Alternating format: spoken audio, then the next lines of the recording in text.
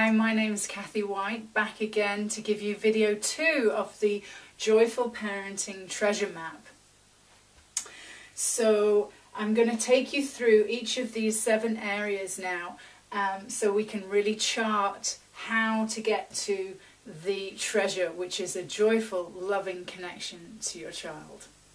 Hello, Kathy White here, and I'm going to whiz you through this parenting treasure map right now. So as an overview, let's just look up here in this area, the clouds of dreams. Let me take you back to when you were first expecting a baby, either you or your partner. And can you recollect the dreams, the hopes, the wishes, the values, discussing how you are going to raise this child? If your dreams aren't matching those, if your reality, I should say, aren't matching those dreams that you made then, you either have to let the dreams go or you need to change so that your dreams can come true. Wrapped up in your dreams is also values. Those are yours and the culture from which you come from and in which you live, because there may be conflicts between your society's culture and values and what you hold as your dreams and your wishes for raising your child. So it feels like we need to move on. Big area to discover lots of things. Let's go down to this area here, the graveyard of the past. Now this area with the little ghosty back there, this is how you were raised as a child. You can explore your childhood, your experiences of being parented yourself, because that will impact on how you parent today. It's a useful exercise to look at your childhood. Maybe you had a really happy one. That's great too, just acknowledging that and being grateful for it. But it's also visiting the graveyard of the past can be to forgive someone, to let go and lay any ghosts to rest, and to be able to bring yourself present to the opportunities that you have now without being weighed down with the baggage of the past. And just to be clear, it's not about blame or saying they got it wrong. What we look at here is seeing with clarity the innocence of why things happened the way they did, and importantly, the ability to discover and truly forgive what happened if that's needed for you. And if this feels a bit impossible, it might be because you're a bit stuck. And down here we've got the stuck bog, which is in the emotional swamp right next to the caves of comparison. Here we find all sorts of limiting beliefs about parenting and the corresponding emotional responses to those beliefs. Beliefs such as, I'm no good as a parent, I don't know what to do as a parent, I can't do this, there's no time, I'm a failure, other parents do it better than I do. All of these negative thoughts and many, many more besides will swamp you down with emotions, the corresponding emotions that come out of them. So if you're comparing yourself to others, you will enter into the dark cave of comparison, and you need to be aware of what flashlight to shine in there to get yourself out.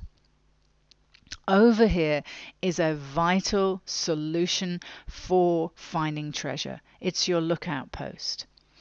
If you can't observe yourself, your children, taking small daily times to breathe, pause, reflect, and have an overview, then it's very hard to find treasure. You need to climb this tower each day and become an observer. And this is very precious treasure, because from this viewpoint you can see that you don't need to believe all these stressful thoughts down here.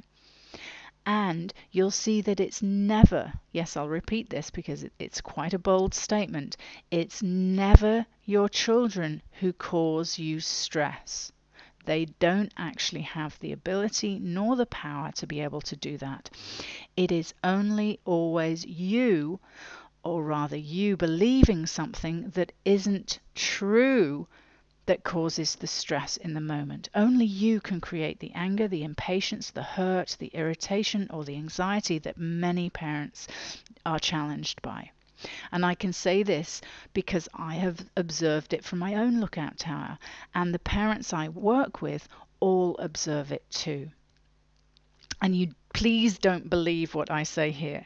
Simply climb up this lookout tower for yourself as a daily practice and discover the amazing discoveries that are there for you.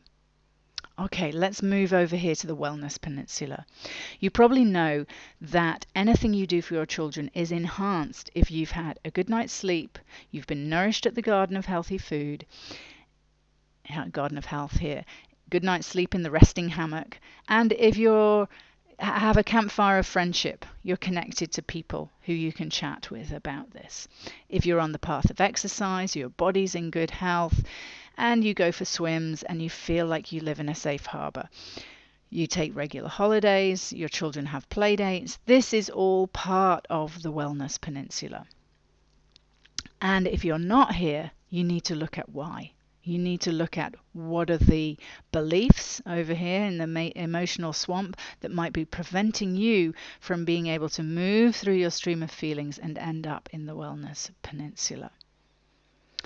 Here in the middle we have the Forest of Growth. I'm not going to spend much time on this because in the next video I'm going to take you into the Forest of Growth in much more detail. So hold on and watch that after this one. But let's just move over here to the Sea of Changes.